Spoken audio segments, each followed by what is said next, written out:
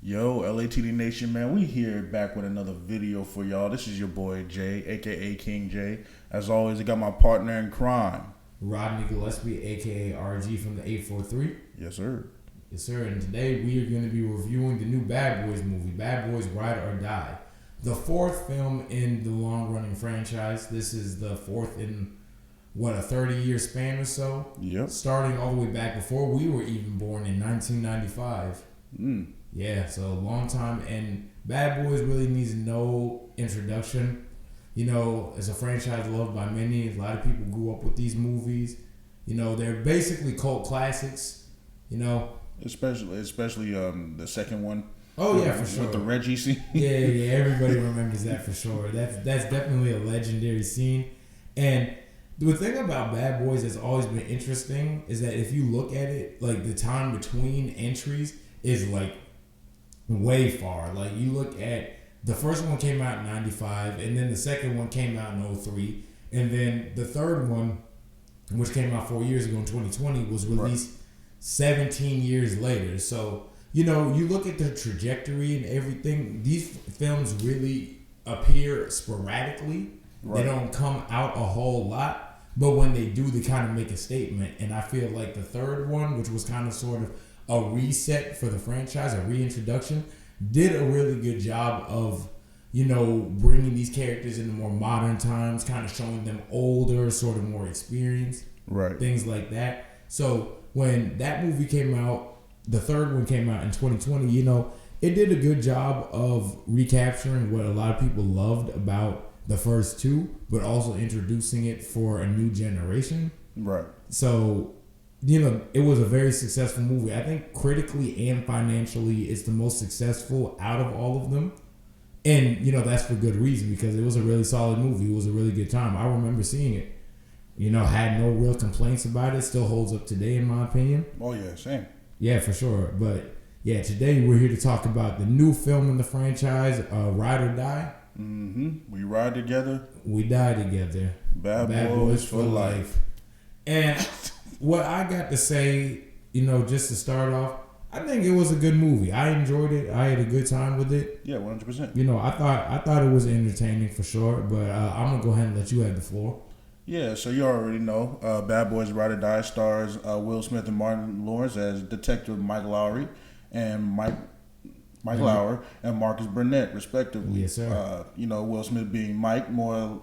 In this one, he's getting married. Yeah. You know? Because in the first three movies, he's more seen as like a playboy. Yeah, bachelor. Bachelor. Thank you. And Marcus, he's back, pretty much being the same old Marcus. Still has his wife and kids. You know, but the most important thing about him is that they're still both cops. You know, they love their job. Yeah. And one thing I do like about this movie is how cool they make them look. Yeah. Like they make them look like super, super bad. You know what I'm saying? Mm-hmm. And the performances were really good in this one too. Yeah, I actually think that this might have been, in terms of the overall performances, I actually think that this is like one of their better performances in these roles, respectively. Especially, I'll say Martin Lawrence stole the show. Oh yeah, definitely. Like he was definitely the one who brought all the energy and made the movie pretty much what it was. Like, yeah. Like Will, of course, you know, he got some laughs here and there, you know, with Will Smith being Will Smith. But I would say that Martin Lawrence was kind of the true star of this one. Yeah. Because just seeing this movie in a packed theater this past Sunday afternoon, everything he said, everything he did was like a roaring laugh. Like, you know, you heard everybody in the whole theater cracking up laughing. And in this era where you don't really see theaters getting packed out like that, that really just kind of added to the experience and just kind of made it feel special, because nowadays it's a lot harder to come by, you know, that sort of community feeling with a theater experience. So it was really cool to just hear and see how the audiences reacted to him, how the audiences reacted to the film. The energy was definitely there. Oh yeah, most definitely. And one thing I liked the most about this movie is how when it came to like Will Smith and Martin Lawrence, how you said that Martin really stole the show. Will Smith never. It felt like more of a balance between both stars. Yeah, you know? definitely. No star really overtook anyone else. It wasn't like a big it's all about me type show. Yeah, both of them shared the screen very well. The chemistry was really good, and the humor, like I said, how they played off each other was phenomenal. Like you said, and I said, Martin Lawrence really did steal this show. But we also got more people in here added in from the last movie. You got Armando Aretas. Which, spoilers. Aretas. Spoiler alert, that is, of course, Mike's son, was introduced in the third, that actually killed Captain Howard. Right. Armando is played by Jacob Scipio. Captain Howard is played by... Oh, there we go. Joe Pantoliano. Yeah. Joe Pantoliano plays Captain Conrad Howard, and in this one... Yeah. Go ahead. No, you're good. So with this one, and that's where the plot kind of is like centered. It's basically centered on Captain Howard and his legacy potentially being corrupt, because it's revealed in the movie that he may have had some shady dealings with the cartel. Maybe he was working with them, maybe he wasn't, and so as a result, Mike and Marcus are kind of on the run in an attempt to clear their former captain's name, because obviously he was like a father figure to them. Right. So it's kind of like we go through a journey of really kind of seeing who the people that they've been around all these years, all these people that they've worked with, been friends with. It's a test of who to trust and who to not trust. Exactly. And I think that the movie does a really good job of capturing that feeling of them kind of on the run, kind of looking over their shoulder, don't know who to really turn to in this time. And I just think that was a really good aspect of the movie. One thing I really enjoyed, bringing back to Armando, I really like how they sort of have found a way to bring him together with Mike, because obviously Armando, killed Captain Howard in the third. So it was just kind of interesting to see how that dynamic worked, having had those things happen previously. Mm-hmm. And I think that that's kind of where the movie shines the most for me personally, is their dynamic. I agree. I think that story-wise, that's the best aspect of the movie by far. Okay. And I just think that was handled really well. I really like what they did with that. All right, I agree. I like how they handled a lot of these characters that you see from like the past three movies. Like for example, what's his name? I forgot his name, but the guy who plays Reggie. Yeah, did a phenomenal job. Great job. He had a great scene in this movie. Oh yeah, for sure. Oh yeah, definitely. When y'all go see it, you'll know. You'll know exactly what it is.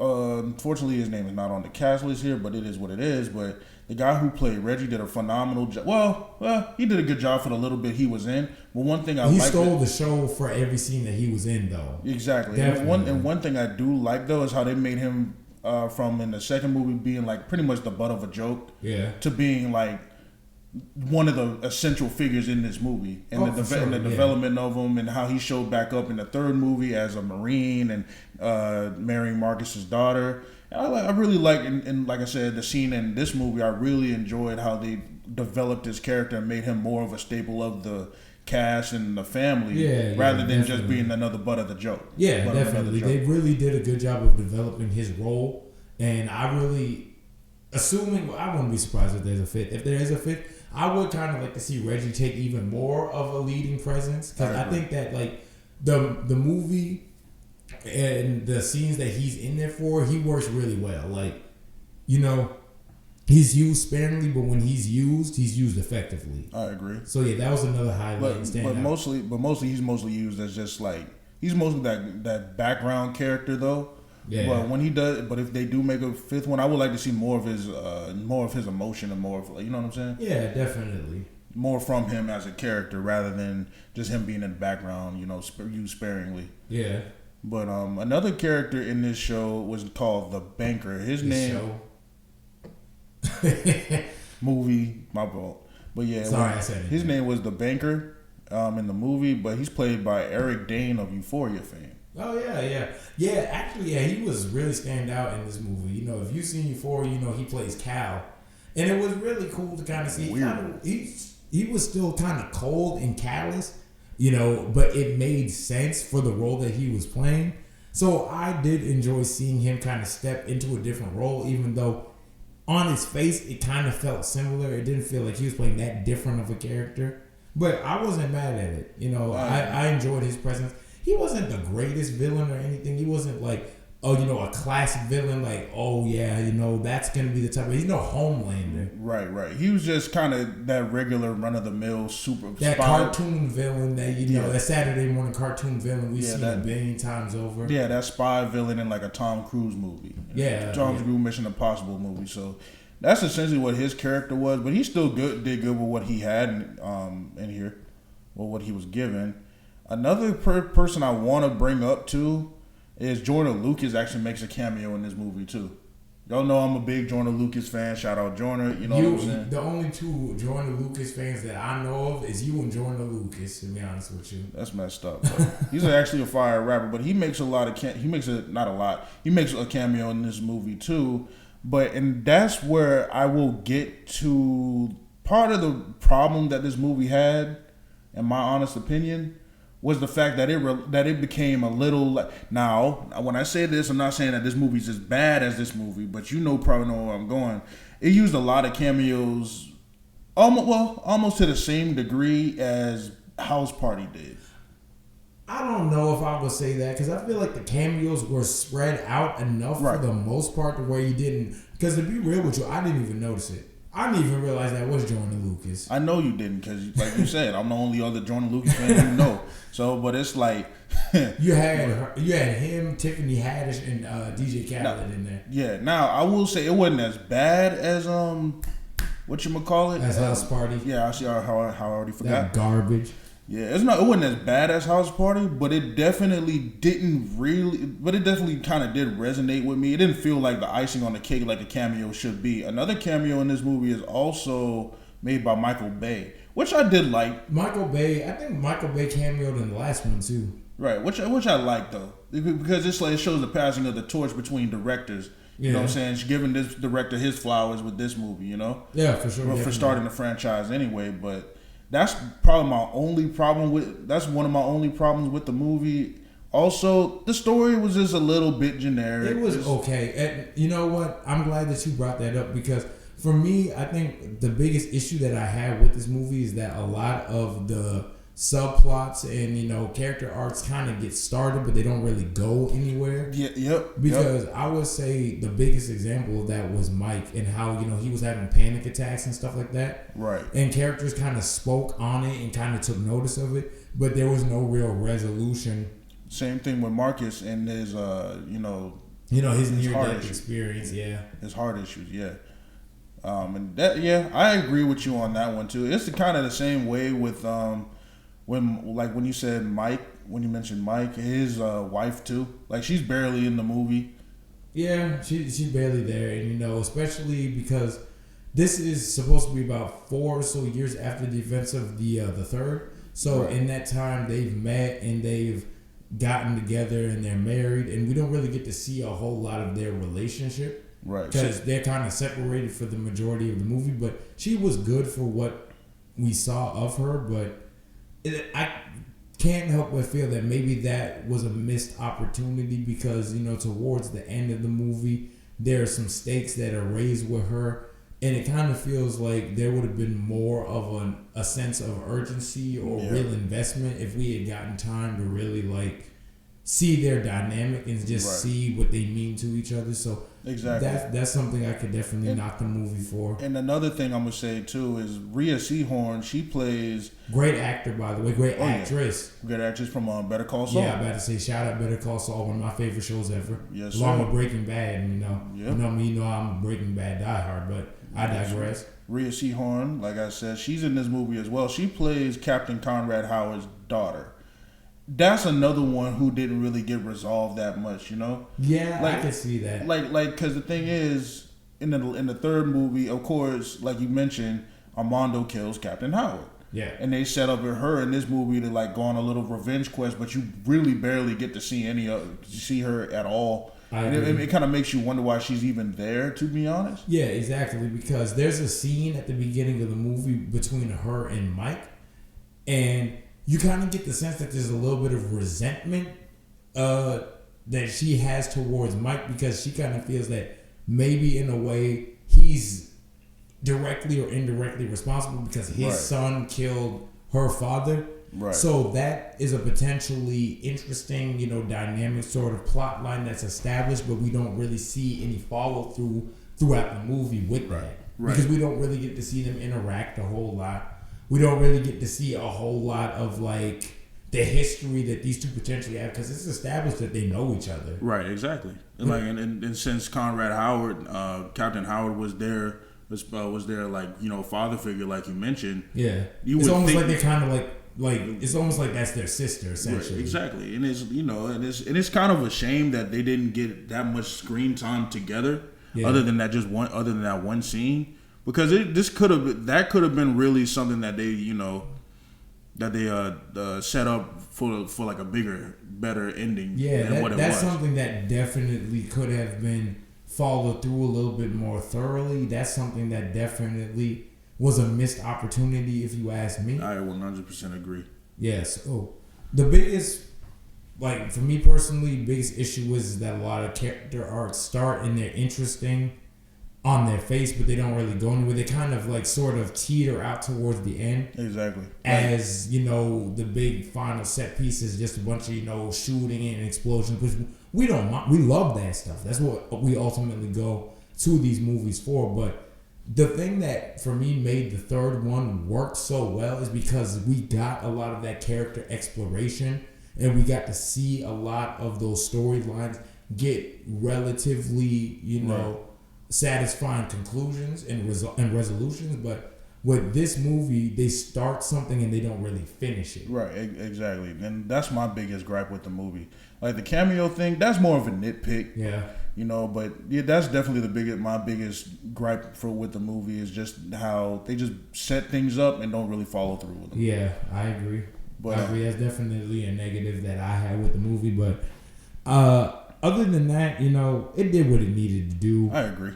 It's because ultimately, maybe we're in the minority because, like I said, this past Sunday when we were in the theater, the audience seemed to be having a great time. So 100%. Maybe we're in the minority when it comes to like what we expect from these movies at this point, because a lot of people probably just expect Will Smith and Martin Lawrence to crack some jokes and have some funny banter back and forth, which that is what makes it Bad Boys ultimately. But I would have liked to have seen a little bit more of a deeper character exploration, deeper sort of continuations of what was established early on. Right. Yeah, exactly. But ultimately, I wasn't mad at it. Nah, me neither. I would see it again, honestly. Yeah, what would you give it? I would, if I had to, I'd probably give it a 7. 7? Yeah, I'd give it a 7. I'm with you. It's a 7 out of 10 for me. Like, it's it's great for what it is. It does what it's supposed to do, but I wish there was a little bit more payoff with all the things that they set up here. Yeah, so definitely. Like on the rating scale, like I give it. It was smooth. Yeah, definitely. It was worth the money for sure. It was definitely worth the money. It was definitely worth the time and the money that we put into it. And like I said, I didn't hate it at all. I loved it. Right, I agree. I had a great time with it. And just because we give it like a 7, that definitely doesn't mean that the movie's bad. It just for sure. I feel like it could have been better, but at the same time, like I said, it did what it needed to do. It was funny. It had great action in it. If they make a Bad Boys 5, I wouldn't be mad at it. No, me neither. I would actually like to see that because there definitely are still some things that are kind of left up in the air that I would like to see kind of get a conclusion. I 100% agree. But yeah, that's all I got, bro. That's all I got. Yeah, I'm good. Yes, sir. Well, I've been Jay. This has been Rodney. And we are at LATD. Look at the details. Yes, sir. Make sure you like, comment, subscribe. And we'll see y'all next time. Peace.